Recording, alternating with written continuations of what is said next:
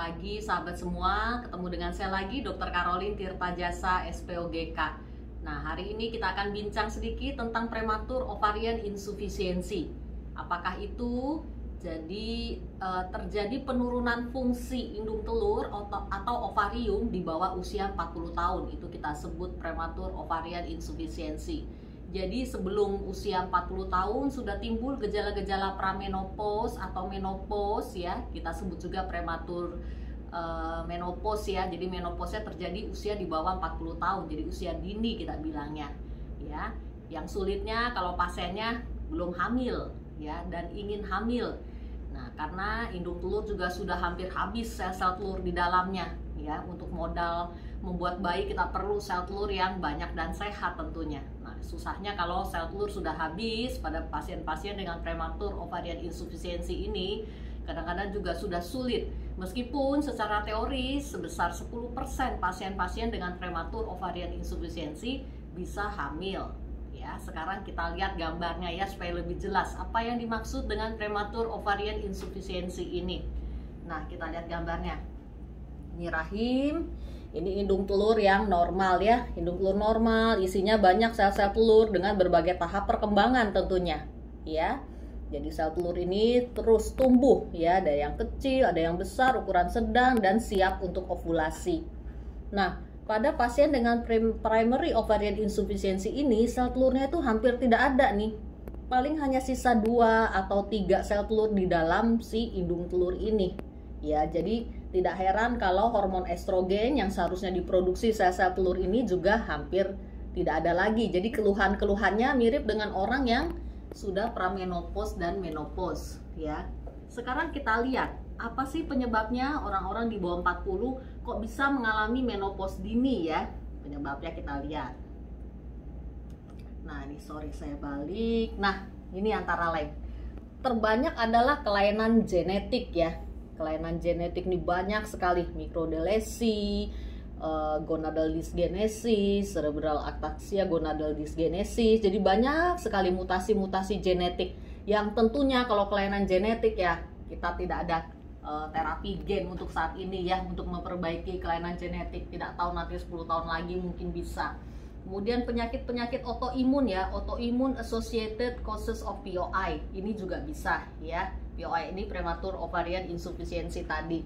Jadi terbentuk antibodi, jadi tubuhnya sendiri membentuk antibodi yang menyerang indung telurnya. Ya. Nah, penyakit seperti ini juga agak sulit ya untuk diterapi ya, terapi-terapi autoimun jadinya. Kemudian kondisi-kondisi lain ya. Penyakit autoimun, mumps ini penyakit bengok ya, gondongan ya. Mungkin waktu kecil punya penyakit gondongan yang terbentuk autoantibodi untuk menyerang indung telurnya sendiri juga bisa. Kemudian kemoterapi, radioterapi, dan yang terakhir ini adalah operasi. Ya, jadi pasien-pasien, misalnya pasien dengan kanker mulut rahim atau pasien-pasien dengan kanker indung telur yang harus kemoterapi atau radiasi, jika belum hamil dan ingin hamil, sebaiknya disimpan dulu indung telurnya ya. Jadi ada program yang namanya fertility preservation. Jadi pasien-pasien yang akan menjalani kemoterapi dan radioterapi atau disinar ya, kita simpan dulu tuh sebagian kecil dari indung telurnya ya, disimpan supaya tidak ikut rusak saat proses kemoterapi atau radiasi. Nah, nanti beberapa tahun kemudian jika si pasiennya ingin hamil ya, punya suami ingin hamil, jaringan indung telur tadi bisa diimplankan kembali ya ke dalam tubuhnya dan akan berfungsi ya. Ya, proses hamil bisa secara alami, bisa juga dengan bayi tabung, tergantung kondisi dan situasi pasiennya saat itu ya.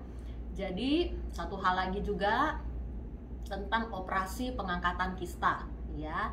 Jadi operasi-operasi yang terlalu agresif, tidak mempertimbangkan jaringan indung telur yang sehat, itu juga sering membuat menopause dini ini ya, karena terlalu banyak saat mengambil kista, tidak teliti teknik operasinya atau mengambil sebagian juga indung telur yang sehat, sehingga pasiennya juga karena indung telur sudah rusak, semakin cepat lagi dia ke arah menopause ya. Jadi antara lain hal-hal itu yang menyebabkan prematur ovarian insufficiency, dan yang sebisa mungkin kita cegah dan kita obati ya kita cegah ya. Tapi yang tidak bisa seperti kelainan genetik tadi, berarti kita berjalan dengan apa yang ada.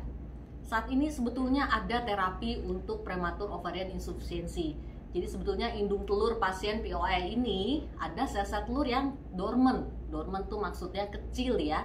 Dan itu bisa dilakukan teknik yang disebut in vitro activation, IVA.